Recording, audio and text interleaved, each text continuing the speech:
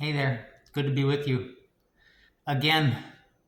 Um, so, what strikes me about the reading today, the gospel reading, is, I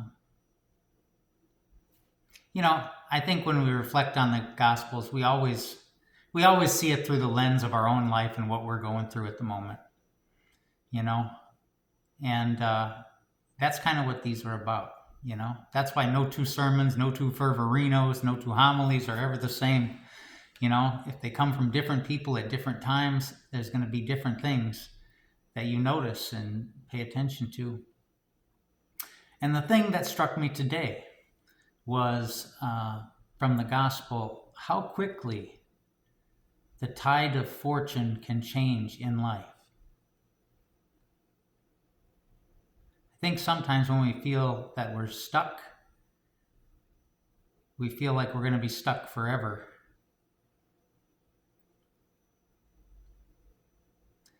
So the gospel reading has two very distinct scenes. It's one gospel, but scene one is, the two Marys encounter Jesus, and Jesus tells them, go tell my brothers that I'm alive and well, and I'll be with them shortly. And they're rejoicing. Life is good, and then you cut to scene two, and the religious leaders, the Pharisees, the Sadducees, the elders, they are freaking out. There's no body in the tomb. What happened? Here they're paying the soldiers off, trying to keep them quiet, giving them a story to tell, how the disciples stole the body when they were asleep, and all of that. It's not a good day for the elders and the Pharisees. When just a couple of days ago they were giving each other high fives and congratulating each other, pats on the back. They had just solved a big problem by getting rid of that Jesus fella. And at that time, the disciples, while the Pharisees and the Sadducees were on top of the mountain, the disciples were at the bottom. They were at the lowest of the low, feeling grief and loss and fear and confusion and just utter darkness, just the darkest place in life that you could be. And the Pharisees were at the opposite of that.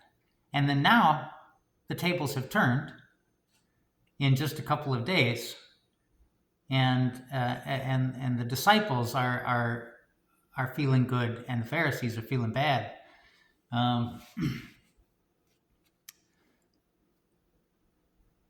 Eckhart Tolle always says that. He says, no matter what you're going through, whether it's good, whether it's bad, everything you're going through contains within it the seed of its opposite. So if you're doing well right now, if things are good, get ready to experience loss. Because, in the world of form, nothing lasts forever. Relationships don't last forever. People don't last forever. Jobs don't last forever. If you're on the gravy train right now, enjoy it, appreciate it. Remember the people who aren't doing so well, because your day is coming.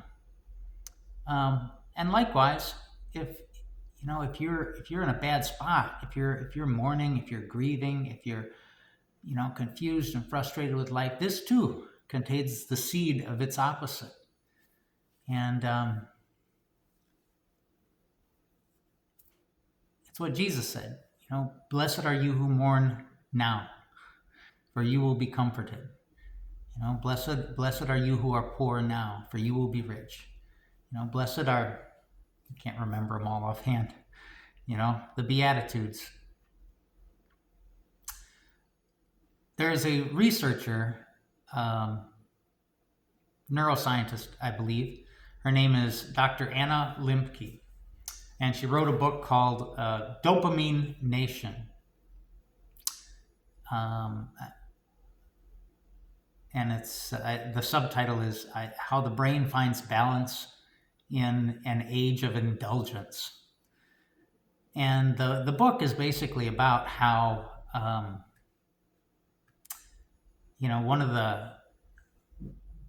one of the recent discoveries in this field is that pleasure and pain are co-located in the brain in the same place. And they exist on a fulcrum. What the brain wants is not to feel good. It's not pleasure. The brain does not want pleasure. What the brain wants is balance. And so whenever the balance tips one way, the brain is going to really try to compensate, to get it back the other way. Which is why, whenever we experience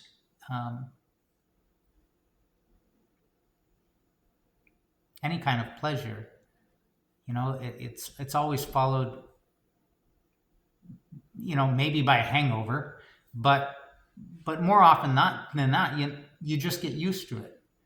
If you buy a nice condo with a lake view, we had that one time. We had a nice little apartment with a lake view, and the first day you're in that apartment, you're like, man, you look at this. You got to wake up to this every day, looking out at the lake and everything. And after a while, you just kind of look out and then go, oh, there's the lake. You can adapt. You adapt to everything because the brain wants balance more than anything else.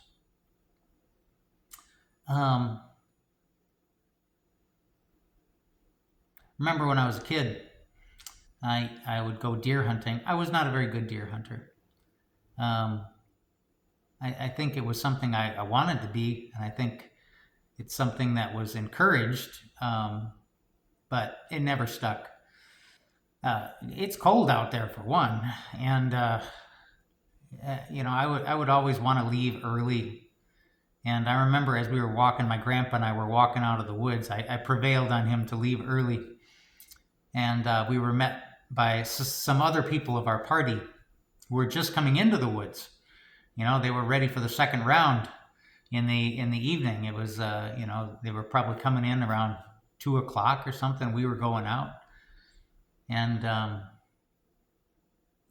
one of the guys was kind of like a mentor to me, and he didn't say very much, but one thing he said, he would say, you're leaving too early. He says, I know it's been a bad day. You've been sitting out here in the cold, but he says, something you got to remember is that it only takes a second to turn the worst day of your life into the best day of your life. When that big buck comes prancing through, it's a moment. And that moment might be at 4:00 or 4:30 or whenever the sun sets in the winter during deer hunting season. And I always remembered that. Even though I was a kid, it made an impression on me. I might have been like 12, 13 years old. And he says, it only takes a second to turn the worst day of your life into the best day of your life.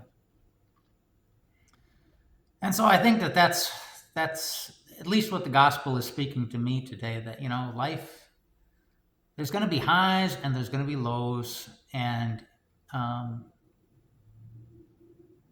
just like the stock market, I suppose, the people who win are the ones who just show up consistently, who ride the highs and the lows and take the highs and take the lows and don't get too excited about either.